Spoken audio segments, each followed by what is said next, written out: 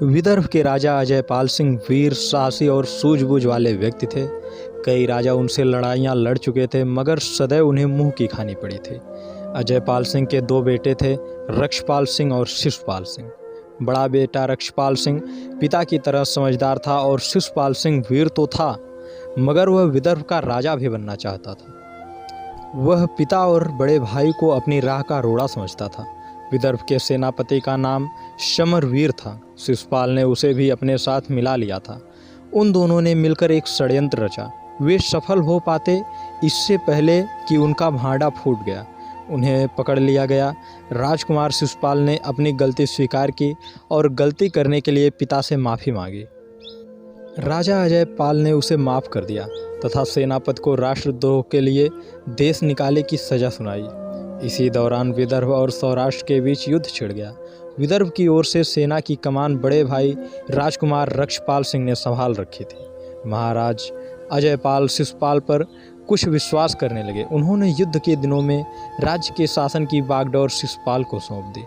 सौराष्ट्र का राजा जसपाल सिंह मौके की तलाश में था। उसने पूर्व विदर्भ सेनापति समरवीर सिंह को खबर भिजवाई कि वह बाघी सेना लेकर विदर्भ में आ जाए, पर जब तक सौराष्ट्र को समरवीर सिंह की मदद मिल पाती, उससे पहले ही रक्षपाल सिंह सौराष्ट्र का युद्ध जीतकर वापस आ गया। युद्ध में हार जाने के बाद सौराष्ट्र ने विदर्भ से संधि कर ली। उनके यहाँ एक नौलखा सिंहासन था। विदर्भ ने उसे अपने कब्जे में ले लिया। सौराष्ट्र ने मजबूरन संधि तो कर ली, मगर वह अपनी हार को कभी भूल न सका। शिशुपाल सिंह इस बात को जान गया था। उसने समरवीर सिंह को इशारा किया कि वह चुपचाप सौराष्ट्र से संबंध बना ले। सौराष्ट्र ने शिशुपाल सिंह और समरवीर सिंह की ओर से विदर्भ को मजा चखाने की सोची। बगावत करने के लिए उन्होंने उन राज्यों का समर्थन भी जुटा लिया जो विदर्भ से शत्रुता रखते थे। शिशुपाल सिंह विदर्भ में ही षड्यंत्र रच रहा था, पर उसकी बागी योजनाओं का पता किसी को नहीं चला। योजना के अनुसार एक दिन शिशुपाल ने महाराज से शिकार करने के लिए जंगल में जाने की अनुमति मांगी। उसे शिकार करने के लिए अनुमति मिल गई। कई दिन हो गए पर शिशुपाल सिंह जंगल से लौटकर नहीं आया। महाराज को चिंता सताने लगी। इतने में ही कुछ सैनिक दरबार में उपस्थित हुए। उन्होंने कहा, छोटे राजकुमार एक शेर की चपेट में आ गए। शेर उन्हें घसीटता हुआ एक गुफा में ले गया और खा गया। बड़े भाई रक्षपाल सिंह को शिशुपाल की इस तरह मर जाने पर संदेह हुआ। उसे लगा कि कहीं शिशुपाल किसी साजिश का शिकार तो नहीं हो गया। उसने कुछ गुप्तचरों के जंगल में भेजा। गुप्तचरों ने बताया कि जंगल में विदर्भ के विरुद्ध गुप्त सैनिक अभियान चल रहा है। उसका नेतृत्व शिशुपाल और समरवीर सिंह कर रहे हैं। समाचार बहुत गंभीर था। राजा अजयपाल सिंह को पूरी जानकारी दी गई। जासूस ने बताया कि शिशुपाल सिंह के नेतृत्व में करीब 70,000 सैनिक धावा बोलने की तैयारी कर रहे हैं। महाराज अजयपाल सिंह बूढ़े हो गए थे, मगर उनकी सूझबूझ कम नहीं हुई थी। उन्होंने एक योजना बनाई। योजना के अनुसार सेना को गुप्त रूप से सौराष्ट्र की सीमा पर भेज दिया और दूत के हाथों शिशुपाल सिंह के नाम एक पत्र भेजा। पत्र में लिखा था, शाबाश बेटा, मुझे तुझ पर गर्व है। सौराष्ट्र तथा अन्य शत्रु राज्यों को समाप्त करने के लिए हमारी योजनाओं को सफल बनाना होगा।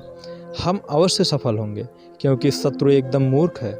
हमारी पहली चाल सेनापति समरवीर सिंह को बागी करार देकर राज्य से निकाल देने की थी। वह सफल रही। तुम पूरी तरह से सावधान रहना, किसी भी कीमत पर हमारा रहस्य उजागर ना हो जाए, नहीं तो सारी योजना धरी की धरी रह जाएगी।